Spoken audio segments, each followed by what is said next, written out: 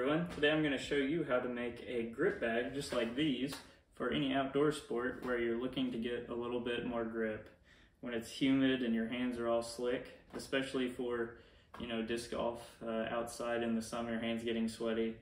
So I could see this being used for maybe climbing, disc golf, and even bowling as well. Sports where grip is really crucial outside and inside. So a few things that you're going to need. First of all, I found some chalk. I think this is a climbing chalk brand, Beta, for about 10 bucks online. So that's going to be the chalk inside of your grip bag. Next, we have some rice, and so it's going to add a little bit of weight, and also it'll absorb moisture from the grip bag as well. I have some measuring utensils, a measuring cup for the rice, and some smaller utensils to get the chalk out. Next, we have some cotton fabric. This is a pretty thin, cheap cotton fabric I got at a local sewing store. And if you think it's too thin, you can double it up and it'll release the chalk a little bit slower. Next, we have a rolling cutter, and optional, or some scissors to cut both the fabric and your string. And lastly is a sewing machine. It'll make the sewing a lot easier, but this is a small project, so you could probably do it by hand as well. Okay, so the first thing you're going to want to decide is how big you want to have your grip bag be. So for this one, it ended up being pretty small, and I'm okay with that. That's about the size of my palm, so that's about perfect. And so I measured it out to, and this is a double-sided one, so I've got 4 layers of fabric here. So I did about, let's see, I wanted it about 3 by 5, and so I said, okay, double-sided, let's give it 11.5, and then cut at 4 as well to give some seam allowances. So you're going to cut over at 11.5-ish, or wherever you decide, and then 4 you're going to cut all the way up. And there's probably a better way to do this that gives you actual straight lines, but sometimes we have happy little accidents, and sometimes some things are good enough. So what I'm gonna do here is also cut off this bottom piece of scrap. Kaboom. And so then what I'm gonna do here to make it fully double-sided is to fold that in half for both of these.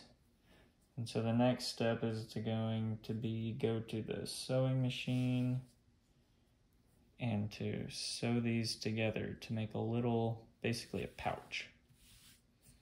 So there we can see kind of the shape that it will be, and we'll lose a little bit when we're sewing around the corners as well. So it will shrink up quite a bit as well. So factor that in to your measurements. Okay, so here we are at the sewing machine with our 2 folded in half pieces of fabric. So we're gonna have 4 layers, so it's gonna be a little bit slower release of that chalk. So we're going to put this into the sewing machine. Just click this thing on. I like to do just about to where the fabric meets to the side of the foot, this piece right here on the sewing machine. So, and do note, this will be eventually the inside of the chalk bag. So I'm gonna put the foot down, and we're basically just going to do a single stitch all along the bottom here. And essentially that's gonna give us a nice little U with the open top it. And it is important to note that I do have the fold at the top, and that'll give us a better looking finished product. So let's rip it.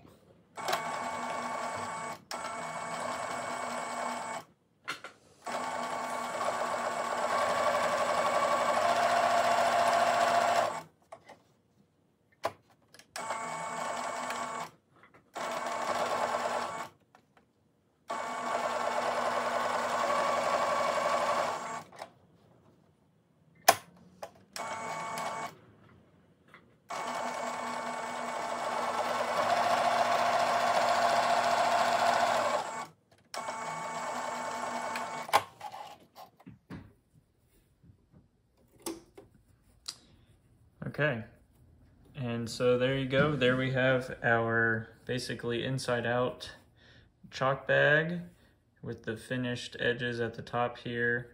And so now we're ready to trim this and put in some chalk. All right, so the first thing I'm gonna do is trim basically some of this excess fabric around the stitches, making sure not to actually, cut any of that stitching. That will be keeping all of our chalk in. So essentially this kind of just reduces a little bit of the weight.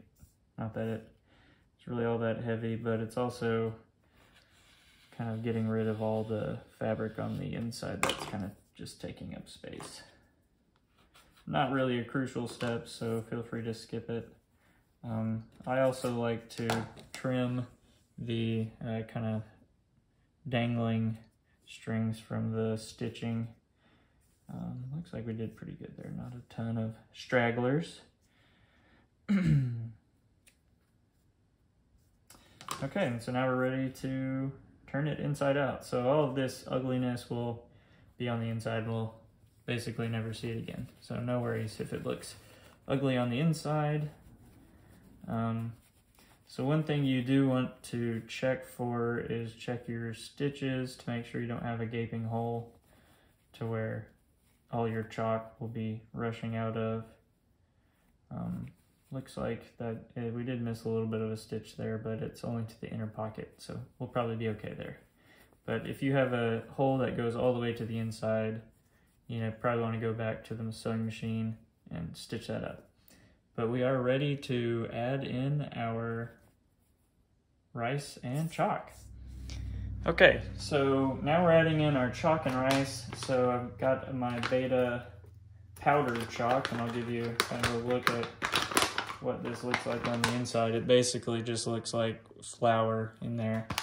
So the formula I've kind of found that works the best for what I like is to use 1.5 tablespoons of this chalk powder to about a 1/2 cup of rice, and that kind of fits this 3x5-ish bag. So what I'm going to do is get 3 1/2 teaspoons, going up to my 1.5 tablespoon. So a 1/2 tablespoon going up to my 1.5 tablespoon, putting this at the bottom. Then we'll add the rice on top. And you can add more or less depending on how you like it. There we go. So we have our chalk in there. And now it's time to add in the rice.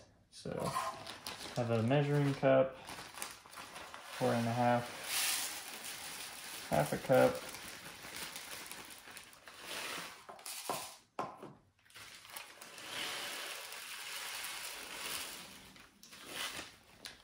Good to the last drop.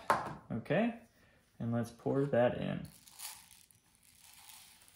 And you can add to feel, depending on how heavy or light you want this to end up being.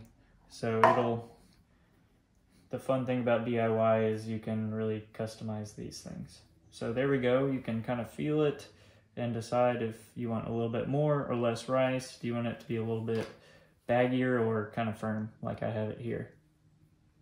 And so the next part, we're going to stitch it up and then we'll be ready to go. Okay, so the last step here is to just close it off, our opening here, so you can pick pretty much any stitch you want. I think I'm gonna do a zigzag, make it look a little bit fun. So I'm gonna start off with a straight stitch.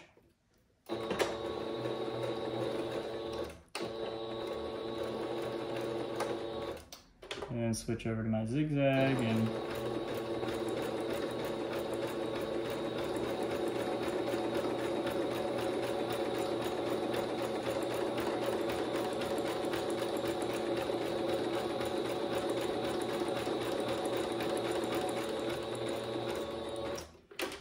finish it off with another straight stitch across.